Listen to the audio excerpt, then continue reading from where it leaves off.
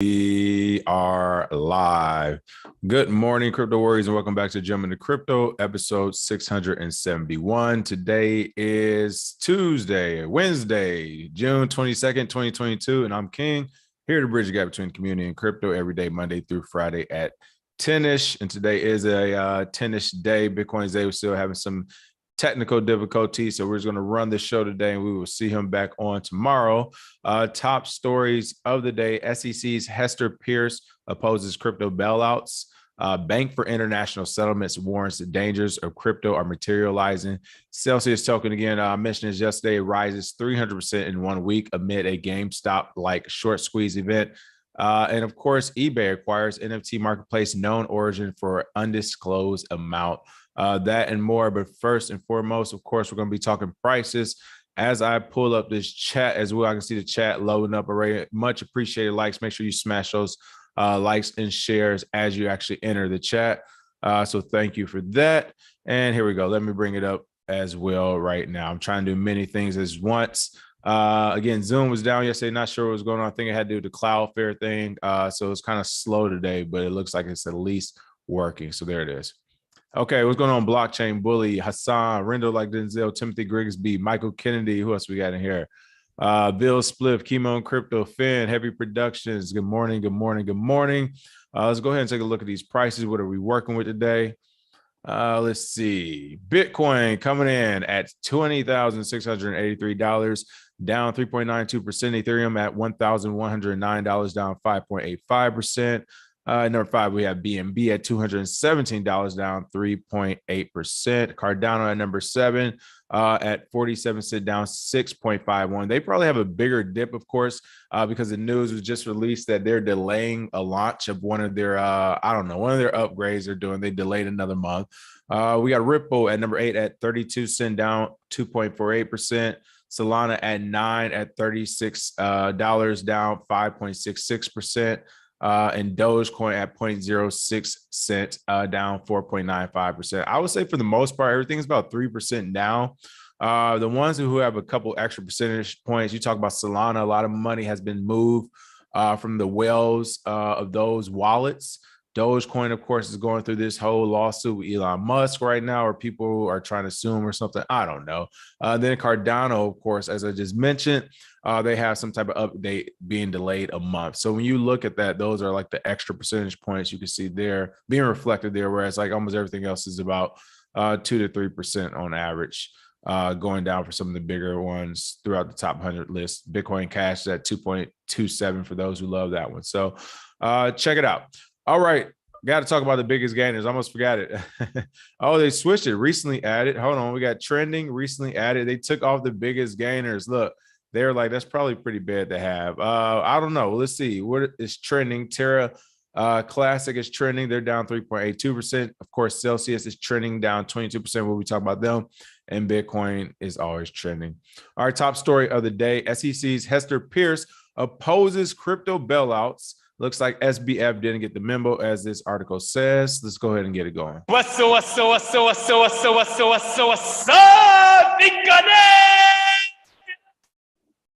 let's get the day started right. What's going on, Warriors? Let me make sure you can see the BTC. Shout out to Antonio for the hoodies, of course, as well. I got to rock the white one again. I like that. That white one is super crispy. All right, let's go ahead. The commissioner made it clear she does not support bailouts.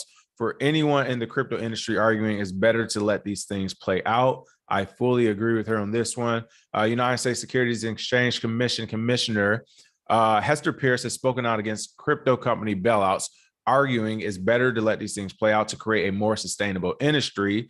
They're calling her the most pro-crypto commissioner, at least outwardly for sure. She's being quoted as saying, when things are a bit harder in the market, you discover who's actually building something that might last for the longer term, and what's going to pass away. What might last for the longer term and what is going to pass away. Excuse me. The commissioner made it clear that she did not support bailouts for anyone in the crypto industry, particularly those that mismanaged risk and became over leveraged. Crypto does not have a bailout mechanism, she says. I don't want to come in and say that we're going to try to figure out a way to bail you out if you don't have the authority to do it. But even if we did, I would not want to use that authority. She said that twice. That's not me misquoting it. We really need to let these things play out. And again, I'm with that. You know, we've been saying self-regulation for the longest, and to me, this sounds like self-regulation. So I'm kind of also in the mindset where if the SEC commissioner is saying let these things play out, we're not going to bail you out.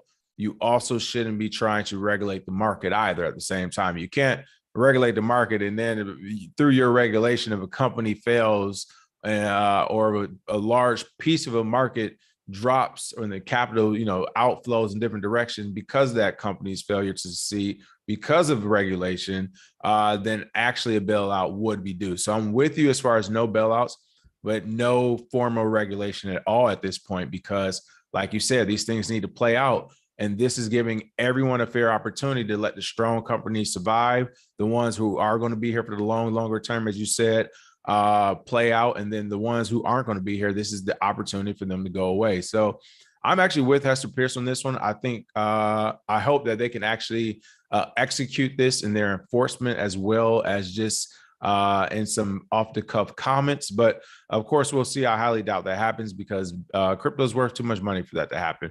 But it looks like a few other people got in on this. FTX and Alameda research founder Sam Bankman-Fried, of course, huge Solana proponent, is taking a different approach and has been stepping in to rescue crypto companies struggling due to the market crash. But even still, this is, to me, you know, they're talking about this $250 million injection he did to BlockFi through a revolving credit facility to bolster their balance sheets and strengthen the platform. But in general, that's self-regulation still. He isn't the government doing it. So this is a little bit different as far as comparing the two, I think. But I think it is pretty cool to see other crypto companies bail out and save other crypto companies. Again, that's self-regulation. And we're showing everyone on a broader scale that, hey, we don't need formal oversight. There's other companies here to provide that oversight as well.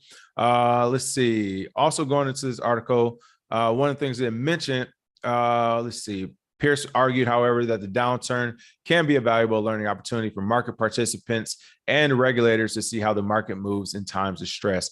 Again, this is where we're talking about where if you're a stakeholder in a project, for one, there shouldn't be too much stress from you from a value perspective. If anything, you're getting a discount on your project if the price has went down, because you're like, all right, the technology makes sense, right? Everybody's a cheerleader for a project.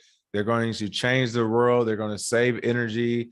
The babies will get kisses on the foreheads and everyone will be fed across the world, right? Like it will be nothing but happiness and peace if your project wins out. I understand. But if that's the case, then you shouldn't worry when the price is down like times like this. So that's why usually a lot of people aren't stressing who've been in the market for a while when they see these things, because they're just like, it's just time. This is when you dollar cost average more into whatever project you're actually interested in. But and then on the flip side, as we always say, this is a time to learn. When the market is slow, when the market is down, this is the time to learn, figure out what new projects you like, what new protocols you like. Take a master class, if not ours, someone else's. Hop on Crypto Vantage. They have tons of free resources, but learn about the space so that when the market does return, you can make better decisions during the next bull run. All right, what else is going on in the chat? What's up, chat? Let me see. Real talk. Thank you for the tip.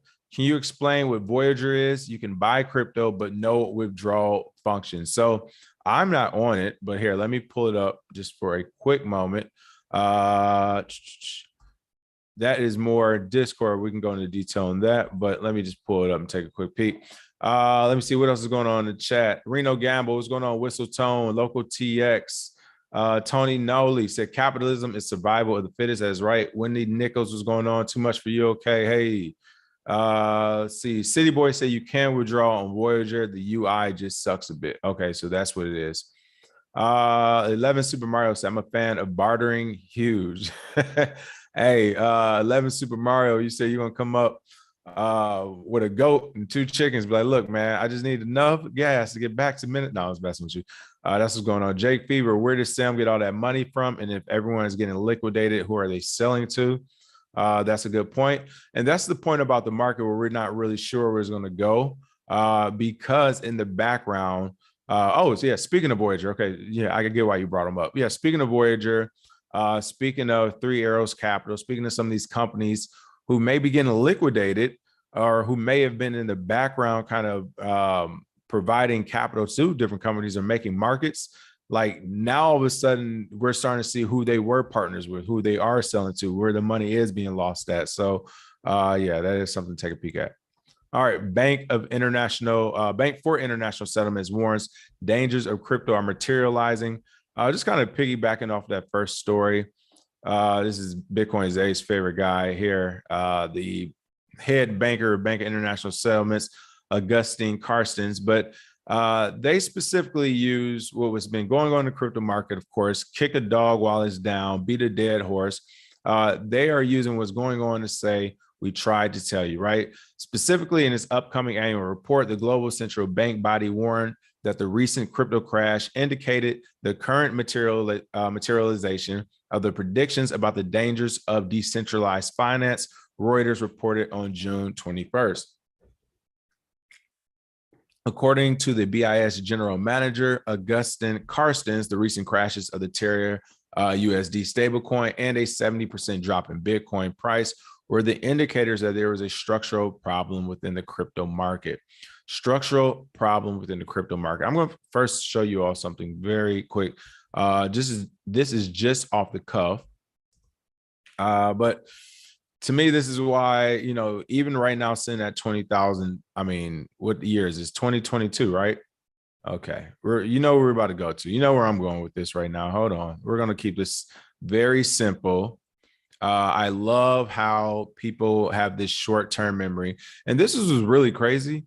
These are the people in charge of the planet's money. Like these people are in charge of an overwhelming majority of the planet's financial resources, or at least the directions of those resources and the people that control those resources. Like they have a strong pull on that, right? And this is the same people who are telling you like, hey, look at the market today. This is crazy. So because this is Bitcoin, $20,742 today. We're going to go ahead and go to the charts. This is why I love crypto and Bitcoin. Specifically, A, there are no barriers to entry. And then B, you really don't have to deal with people in this space. Like if you don't want to deal with people, there are plenty of people who are just in the shadows, figuratively and literally, but they're just like, they just work with protocols. They work on the swaps. It's like they don't need people to do anything in this space to onboard, offboard, so on and so forth for the most part. So in numbers, everything's numbers, right? Crypto is all about cryptography. There are numbers, bits, zeros, and ones. So it doesn't matter whether a person like Augustine Carstens for the Bank of International Settlements, or as Bitcoin Zay commonly refers to as Jigglypuff, it doesn't matter what he says or what they say about this being a structural problem within the crypto market, because we've seen it so many times before. So this is Bitcoin's chart, this entire chart since its inception. So let's go all the way back. Look at that, back to 2013. Okay, flat. Technically had a dip then. I mean, this probably was pretty scary for them. Let's go ahead and zoom in on this one. One of his first major dips. I mean, that's pretty incredible right here when you look at the price for the first time ever, going from $100 essentially to $1,000 for the first time in 2013, late 2013, 2014. That was a huge dip, people. That dip back to what we're looking at, $500, $475 from about $1,200 almost. Like that's a huge and scary dip for people. It would later that year go, or excuse me, next year, beginning next year, went up to about 900, and then it dipped back down to 400, and eventual more dip, a further dip to about 200. 2016 is when I kind of entered the scene here. So let's see, we're looking at, yeah, that's about right. Sub 400, 300 and something, $400. I remember those days. So 2016, we get all the way up at the beginning of 2017 to 1,000, which no one expected, to be honest. Like when I tell you no one expected $1,000 at 2017. And then in 2017, the highest prediction was like $5,000, but hey, we will go up to 20,000, of course. So we shoot up to our 20K mark. Where we at up here? I'm looking at this. I need to zoom out. There we go. Zoom out some. We shoot up to our 20K mark. Boom. Early, late 2017, we hit 20K. And would you look at that dip, people? We enter a bear market. 14K a month later. like not even a month later, like a week later type of deal. 11K after that. And then down to, what is this, 6K in February of 2018. So from 20K to 6K, people, that's over 50%. And then, of course, from there, we know when COVID hit, we went there it is. We went down to $3,000. You can see that here, $3,200. And let's go ahead and zoom back out. From $3,200, time goes on. Let's see. You can't even tell me you zoom out, right? This is a 32. That's not even 3,200. Yeah, there it is. Nope. $3,200 mark was somewhere in there. But my point is, people, we went up to 66,000, 70,000 almost. And here we are again, back at 20. Like, it's not a big deal. And honestly, 3 years ago at this time, was it, let's say 2019? Yeah, look at this, people. In 2019, the price was $9,000. Okay. We went from $9,000 3 years ago to $20,000 right now.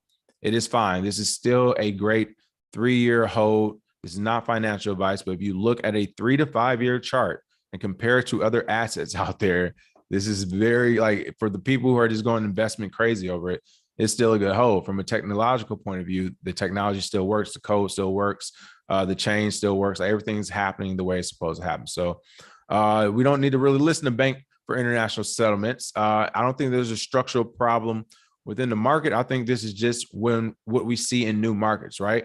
Again, we compared it to like fighting when MMA started and UFC became big. You can compare it to any industry you want. As soon as an industry begins, there's going to be a ton of mess you have to clean out. That's all that's happening now. And a lot of that mess is education too. It's on the consumer side. It's not having the majority of a market, 80 to 90% of a market, believing all the hype, all the buzzwords are the next big thing. It's about that percentage of the market saying, no, this looks like, something else. And then that's when we'll start seeing it get condensed. And hopefully we'll get back to at least just a few thousand different cryptocurrency projects versus, 18,000 plus at this point, 19,000. Like, that's absurd.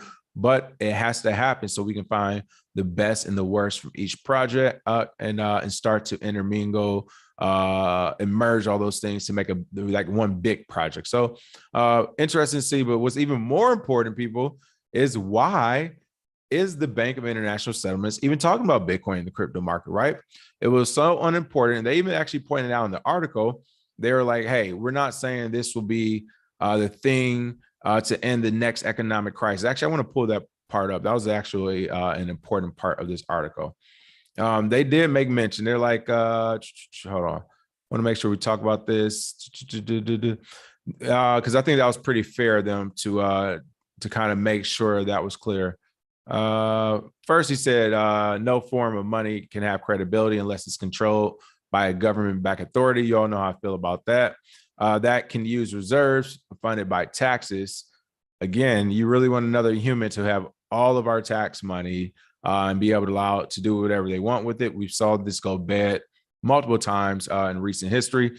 Most notably, of course, in 2008 financial crash, where we bailed banks out using taxpayer money. And then shortly before that, around the same time, actually, we bailed out the big 3 car companies in Detroit, Michigan. I think all these weaknesses that were pointed out before have pretty much materialized. You just cannot defy gravity. At some point, you really have to face the music. So, of course, I definitely disagree with that. But here's a paragraph I want to highlight. The BIS chief also said that the crypto crash was not expected to lead to a systemic crisis in the same way that bad loans triggered the global financial collapse. However, he did highlight that it would lead to substantial losses. Again, here's him saying, based on what we know, it should be quite manageable, but there are a lot of things we don't know. So I just wanted to point this out as well, because we always say you should be using discretionary income anyway. Like, literally, people, if you're dollar cost averaging, if you're using discretionary income, no matter how large or small that number is, then even if this thing did collapse and go belly up at this point, it was a great technological project and you should not have lost your shirt over it. But now on the flip side, if you're one of those people who are like, no, I'm actually building in this space, I'm 100%, I have businesses going, then hey, I understand it. Like, you throw the house at it, right? But by and large, the average person this should be discretionary. So you shouldn't even be losing the house, A. And then B, like literally bad loans, as they called it, like that's a very innocent way to paint the picture of what happened with the 2008 economic crisis and collapse, whatever you call it. That is a very innocent way to paint it, bad loans. But regardless, let's just say no one's to blame, but the bad loans were to blame. These loans just popped about the blue like smart contracts. But he said like bad loans triggered a financial collapse, people. The entire planet felt the impact of that. And he's even highlighting that if the crypto market does the same thing, it will be nowhere near as bad. So already they're admitting like, hey, it's not that bad. Like, but at the same time, we need to protect you and warn you about all this stuff. Again, like Bitcoins, they said, if you don't like her, why do you keep talking about her, right? They sound like they are talking about their bitter ex, girlfriend or boyfriend, whatever. And it's just like this person has moved on with their life. Like, why can you not do the same? It's crazy. But Bitcoin. Let's see what we got going on in the comment section. I know we got some good comments. The chat is lit right now. What's going on, chat? Texas Mike, all of this is manipulated. It started when they allowed the spot futures market on Bitcoin. Once they allow cash market is on. Texas Mike, I agree with you. We used to say same thing back in the day. I didn't think it was going to be possible as much though. When I think it was CMO or excuse me, SIBO, CME came out, one of their CEOs was like, we're going to tame this market. And I was like, yeah, right. Like, good luck. But it was like at that time, they actually made the price dip. So you're right. I think those capital injections from different parts of the world, they're actually taken away from the market, not necessarily manipulating it in a terrible way. They're just taking capital away, because if there wasn't all these spot market futures and now they're trying, of course, do different types of ETFs. If there wasn't all these things, then all that would be back into Bitcoin. I mean, there are people who have synthetic Bitcoin and don't have Bitcoin. Like, that is capital outside of the primary Bitcoin network. So no, I'm with you. Like, to me, all of that kind of manipulates the price a bit when you're looking from a USD perspective. Let's see. Have they discussed how Russia's creating its own blockchain so they don't have to use Swift? We talked about it before, but everyone's going to try to do that. Like JP Morgan's trying to do it with their Quorum blockchain. There's a ton of people trying to do it. So I don't think it's really going to work like that, honestly. Like maybe in China, where they already have a stranglehold in the population. Maybe there you can like do their own internal thing that works, because everybody's kind of down with it. But everywhere else, I'm not sure how easily adoptable it will be. Let's see what else we got going on. What's going on? Alec G, Mr. Lima's Dot Sav Gaming Clips. What else we have? There needs to be a better criteria for listing some of these coins on major exchanges, decided by the exchanges themselves, of course. Yeah, it's crazy. I mean, it used to be a thing where it was almost an honor to be listed on certain exchanges, and they weren't just listing things like crazy, and they still had to pay a lot of money. But then, of course, I think the money grab went crazy, where it was like, why just get $5 million, like from 5 different new tokens, $1 million a pop? Why not get 30 million from 30 new tokens? And then B, I think fundamentally the market shifted that way. Everybody thinks their project's the best. Again, it's kind of actually tough to call out a scam versus a brand new project. It's like, do you give them a chance to grow, or are they already a scam type of deal? And for exchange, you're kind of playing God in that sense for their business. Like, no, you're not real, so I won't list you. It's like, well, how do you know they don't have a chance to get listed, get working capital, and execute their plans? So that's a double-edged sword. And then last but not least, I think actually the bear markets, where you see money and capital flow out of this out of this entire ecosystem, out of this economy, the crypto economy, of course. I think that's when we start seeing more coins get added to exchanges, because now they're like, it doesn't cost $1 million. Maybe it just costs 500K. Maybe it costs 250K. Like, it's a bear market. They're taking whatever money they can. So that kind of added to it as well. All right. It looks like I'm freezing some reason. I'm not sure why, but who knows? Let's see. Jake Fever, thank you for the tip. 7 Bitcoin back at an all-time high. It's 500K. That will cost 140K today. 100 Ethereum at all-time high. is 500K. It's 100K today. 142,000. Why did you have to go with Cardano? You all love to stuff a shill in there. And I was messing with you, Jay. 142,000 Cardano at all-time high is 500K, and it costs $67,000 today. So if you want to go back, that's what we used to talk about, best altcoins we buy. That series, when we first kind of started the show, we did start with like altcoins to start interest for Bitcoin and everything. But that's what we used to point out. It was just like, hey, like at these price points for some of these projects, and it's funny because some of them have damn near returned to those price points. No, they haven't went that low, but it's like if you believe in the project itself, these are huge discounts. So that's the same with like the Ethereum validators, people. Ethereum is moving over to proof of stake, which essentially you won't be mining anymore. It won't take different nodes. Essentially, you buy validators. You buy your nodes, whatever. I think you have to have 32 to become like an Ethereum validator or something. Don't quote me on that. But if we sit 100 Ethereum right now is 100K. Is that what it is? 100 Ethereum is 100K. So it costs $32,000 right now to become an Ethereum validator. And for those who don't know what that means, essentially, you will always help run the entire Ethereum ecosystem. It's entire blockchain, everything involved with it. It's the same as like proof of mining. You use different nodes to mine, solve all these hard algorithmic problems. Well, with a validator, it's just essentially you become a part of the network already by having one of these validators, though you kind of have to buy into it or stake XYZ into it by having 32 Ethereum. Correct me in the chat if I'm wrong. And then from there, you are always a part of that network. You always get paid on every transaction, I believe. So that's $32,000 a day. Then those price points are right. That's kind of crazy when you think about it. Again, if you believe in these projects, and I mean, I spent, man, I'm about to be sick actually thinking about where I could have actually got a validator at some point. I didn't listen. This market ain't, hey, DGen life over here, people.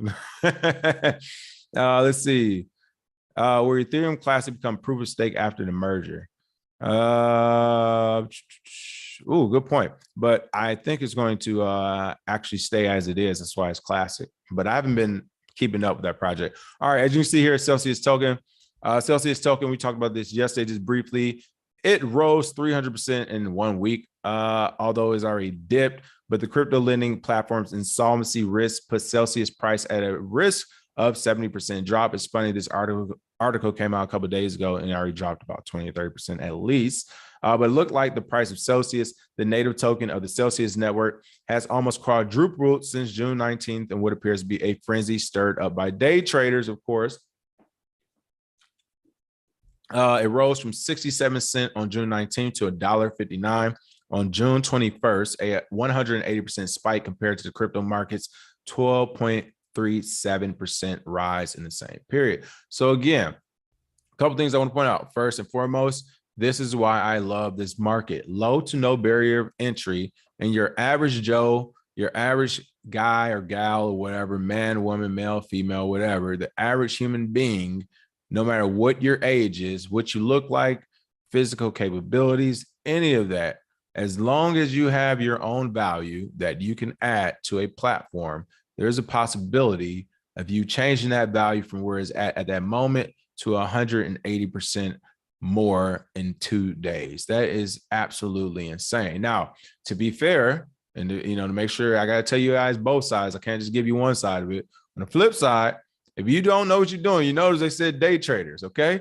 Day traders, this is who you're up against. Let's make sure. Let me make sure this is super clear. There it is. This is a frenzy stirred up by day traders every day. This is their full-time job. This is their profession, their career. So if you're trying to play that game, if you're not taking a few days off work and know what you're doing, the chances of you making that 108% aren't going to be high. Also, with that being said, I'm giving you every side. As I always tell people, like, stop being greedy. If you are into one of these things and you 15, 20%, 30% in 48 hours, get out. You should put in more if you wanted more, like whatever. Like, you had your discretionary income. You went up 30%, 40, 50. Start to take profit and just leave the house money on the table, right? If you want to leave whatever's just left, like, all right, I took profit and my, initial capital, like I'm good to go, then yeah, go crazy with that and run it up. But like, you don't need the 180% in 2 days. Like get the 30%, that's crazy. 30% is crazy. I can't believe I'm saying get the 30%, like get the 10%. Like this is crazy. But, and then also the second thing I have to warn you about as well is that oftentimes when this happens, another reason why it's actually happening is because there's bots, of course, in the back end, where they're executing trades, buys and sells. And then also on the different platforms and exchanges, they could temporarily disable the buy and sell of these tokens. So let's say you do get in at the right time, or you think you're about to get out at the right time, you might not be able to sell or withdraw or buy, or vice versa. So that is the other thing about these short squeezes. But I did want to take a quick peek at this price. So again, it looks like it's at $1. The 24-hour clock already had, what is it, recycled or whatever, it already restarted, but I believe I saw it at about 20% down. So let me go to all. All right, woo, that is a dip. Now they've had many dips, but goodness gracious, 10 cent it used to be, went from 10 cent to what, $8. That's a great ride. And it's back at $1. So again, if you believe in it, you believe in it. Let's take a peek. I think if they're saved, they'll be, again, to me, it's the same as Terra almost, in the sense of the proof of concept. They have a community. They've shown that they can attract volume. So it's about, does a company want to come in and really save them? But on the flip side, I think companies might wise up and say, why save you? We just go through some regulatory hurdles and do the exact same thing. But I don't think those regulatory hurdles would be as easy as some companies think. So who knows? All right. So we say on the 19th, wow, that was a nice little pump. That was a nice little pump, 60 cent. You can see here, 61 cent, all the way up to that $1.50 mark, almost $1.60. And then yes, we're back at $1. So looks like you already missed the pump, but again, if you believe in it long term, you're looking at $1 and looking at that all-time chart. What year was this? This is in 21. Woo! I don't know. A lot of interesting projects. This is the way I look at projects. There's so many interesting projects in the space. Even if they do make it out, looking at impending regulation, and not just regulation on the entire lending landscape of crypto, but regulation on Celsius specifically, since they've publicly dropped the ball now. Like now the vultures are flying, like they're circling. Like, so my thing is, would I risk capital in a project that can only 7x in the short term at best? And I say that because I'm looking at his last all-time high from 2021, unless they come up with some new protocol or something that's just some new partnership, just so crazy. Walk to earn, there it is, right? Whatever it is, shout out to Bitcoin, say whatever it is they come up with that's just so novel. If that doesn't happen, at best you're looking at 7x, which is still amazing, right? But also at the rate it'll take for it to get there, and some of the things that may strengthen it, i.e. a stronger Bitcoin market, to me, it's just like, well, I might as well just put my capital into Bitcoin or into another smaller, hey, listen, I'm a real DJ in $1. What? That's expensive. Y'all talking about Bitcoin expensive. $1 is expensive. All right. We need to bring back Craptopia so we can get these the shitcoin casino rolling, because I don't like paying more than a penny for my altcoins. All right. Like you start talking a penny, 8 cent. Hold on. You're starting at 10 cent. Wait, did I just see a number after the decimal? Listen, too rich for my blood. All right. I like that good 0.008. That's the type of sense I like. I like that less than a penny. And now you have my interest. So, and I joke, but also seriously say that because those are the ones where it's discretionary income. It doesn't literally cost anything for the most part. And if you actually follow some of the teams and the projects, X, Y, and Z's, sometimes those are the ones that, again, I'm looking at time frames, because I'm trying to roll everything back into more Bitcoin specifically.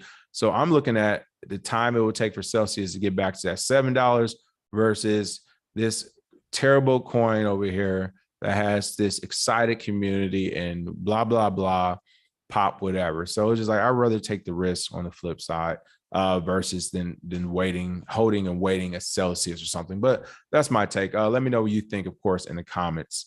Let's see. Looks like the chat has spoken.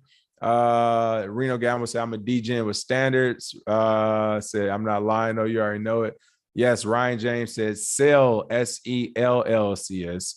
Let's see.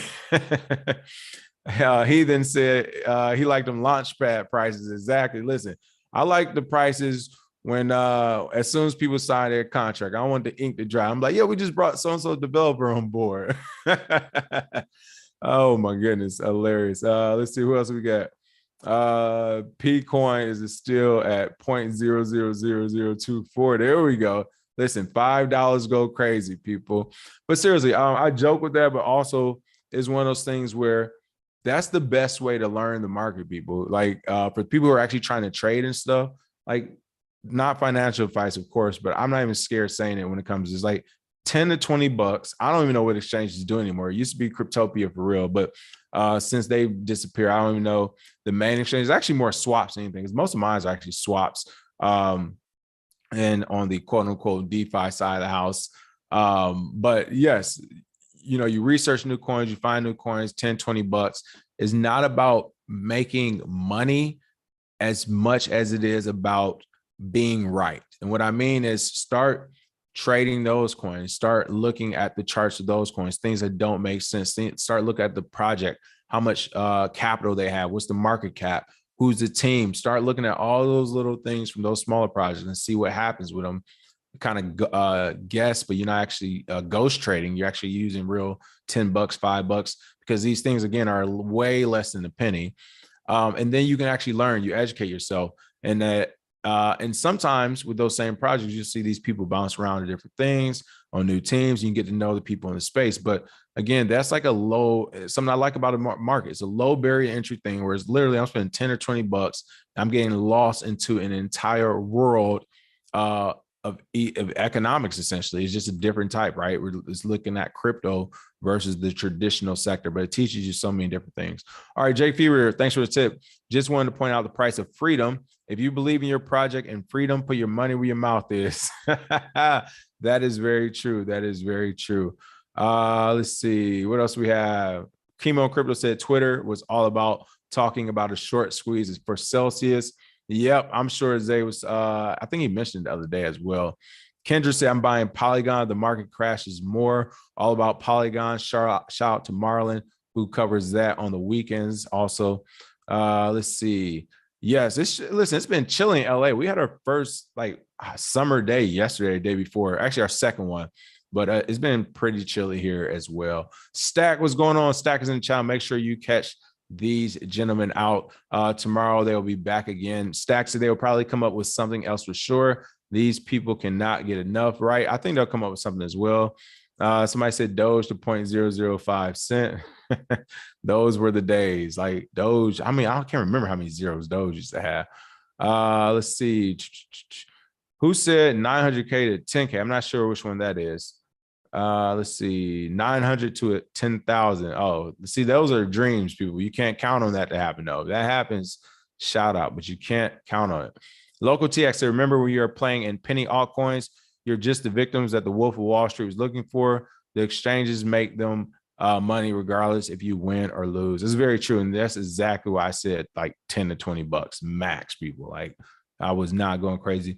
But also on the flip side, again, Dogecoin, like you can say what you want, but Dogecoin, the community rallied behind it because of course a couple of billionaires, but and people have always liked it, but literally look at some of those Dogecoin prices from 2016, people like 2017 people starting to pump it, but 2017 it was like it was ridiculous. It's like zeros to zeros. So same with Ripple. I remember Ripple was 0.008 or something like that, something crazy like that. So it's been a few. I mean, shit, Neo. For those who remember, that's the one that always makes me sick. I remember when Antcoin, I believe it was 25 cents. But I remember Antcoin before that was even like crazier. It was like super low. way below a penny or whatever.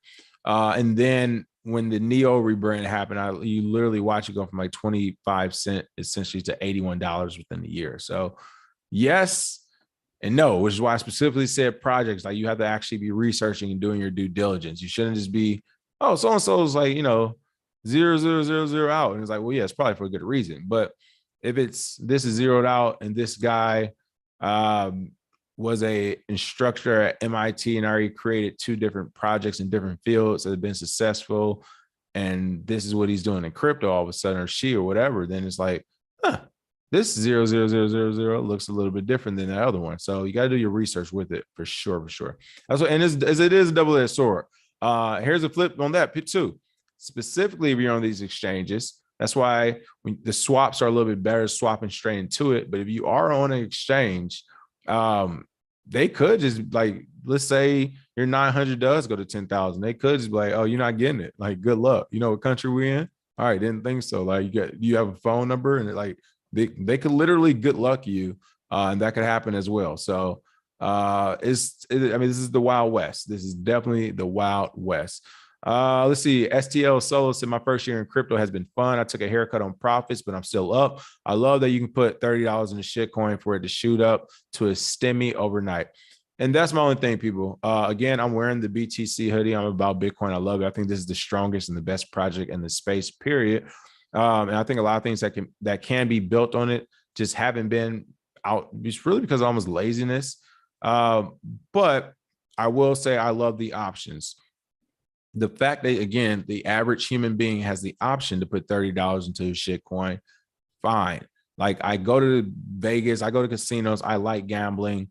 I don't want someone to, I remember the first time I realized I had a limit on my debit card. I'm like, what?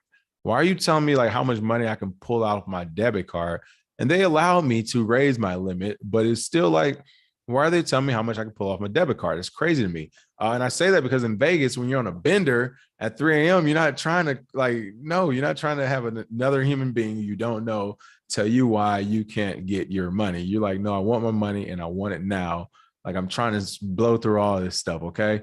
But I've had those moments, seriously. And I've had them again. I'm going to have them again. Like, that's just who I am. That's fun to me sometimes. But I have the choice to do it. I don't want someone to be there and be like, no, you ain't allowed to take no more of your own money out and go gamble. Like, why not? That's what I want to do, bro. Like, let me be me. So again, I don't advise it. I don't think you should. There's solid projects in this space, but if you're going to degen, like, let people degen, especially if you're looking at like a 15-year-old or something, 13-year-old who has literally like disposable income. Like, what are they paying, bills or something? Like, I remember back in the day, I used to work fast food. I would love to put a couple bucks here and there on some like crypto platforms. Are you crazy? Like, that's crazy. I would love the opportunity for that. Let's see. What else do we have on the chat? Satoshi Sim said, let me be great. You know it. Hold on. Let me see. Dan, it's gone. I just like saying that because usually that is what happens. Now, sometimes you are the hero at the craps table when everyone is going to the club. All right. It's all types of stuff. Let's see. What else do we have? Reno Gamble said, turns out that's a good amount of money. End up getting a nice return. Jake Fever said, King's financial epiphanies are so damn funny. Debit card limits the credit score. Listen, that's what I'm saying. People, you don't even know. It was a real beef. It was a real credit card beef. It wasn't over money. It was over principle and respect. And then, then it became over money out of principle and respect. But a lot of funny stuff. All right. Last story, but not least, I always go long. eBay acquires NFT marketplace KnownOrigin for undisclosed amount. The move comes 1 month after eBay released its debut collections of NFTs. I thought this is pretty cool as e-commerce giant eBay continued its push into digital collectibles by acquiring UK-based non-fungible token marketplace KnownOrigin, according to a press release on Wednesday. Terms of the acquisition were not disclosed. KnownOrigin was founded in 2018, has facilitated $7.8 million in trade volume since launch, which isn't actually that much, but that's pretty cool, depending on how much the average NFTs are. With the acquisition, we remain a leading site as our community is increasingly adding digital collectibles, said Jamie Iannon, CEO of eBay, in a statement. And last month, eBay released its debut collection of NFTs in partnership with Tezos and Polygon-based NFT platform. It began selling NFTs in 2021. And I think this is pretty cool because this is something that I think is going to catch a lot of the market off guard a little bit. And we keep thinking there's going to be new companies to take over everything. Like, what's going to be the new Google? What's going to be new so-and-so? Like, let's not forget that these are forward-thinking companies that already operate in the digital landscape, especially eBay. Like, there's no brick and mortar eBay's online. They've been online. Everybody knows them to be online, right? So I think we'll start seeing more of this. Like, instead of seeing the new Google, we might see Google just invest in the killer company or whatever, or buy it over, merge, take over. Like, tell me if Google comes knocking at your door with a check, you're going to say, no, I'm keeping my company. I'm going to build it from ground up. Like, you can, but I don't know. I'm one of those people, like, you only got one ideal, like, take the check and go do another ideal. Right. So, yeah, maybe we'll see Google turn into the crypto company of the future by literally leveraging their traditional resources with the new one. So that's what eBay is essentially doing. They came out with a series of NFTs, and then I think they eventually, got so interested in the market. They're like, hey, why are we letting someone else distribute these things? Let's just do it all ourselves. And I think this goes hand in hand with their business model already. People already like to go to eBay to sell and swap things that they have. So why not do it with your NFTs? This is pretty cool to see. I mean, do we see a eBay or NFT type of app on the horizon where you can swap your crypto in it, swap your NFT in it, and also buy some, shoes? Where I would say the new Jordans. I know a lot of people love them, but can you do all these things all at one time on one platform? So that would be interesting to see. Shout out to eBay. And they're paying attention. I just gave them some free game right there. There it is. All right, other than that, that's the show for today. Let me go ahead and check out these comments. Shout out to Bitcoin Zay. Bitcoin Zay in the comments, the NFT companies selling as soon as possible. Too funny. Let's see. Michael Kennedy. Okay, that was the show. S1 Dubs. When Miami hits another exchange, you can expect a pretty big spike. Hope so. Definitely hope so on that one too. What else do we have? Why doesn't Crown and Coke mean blackjack? They're not trying to compete. They buy their asses out, said Kadeem. Listen, why would they compete, right? If they have a ton of money, just go ahead and give it to them. All right, other than that, make sure you all smash that like and share. I think that's about it. I'm looking at the comments, make sure I'm not missing anything. They're laughing at my hero at the craps table. True story, people. I've been a hero at the craps table a few times before. And with that, I will leave your mind to wander. Smash that like and share, and we will see you all tomorrow. Tomorrow, crypto news. Cheers.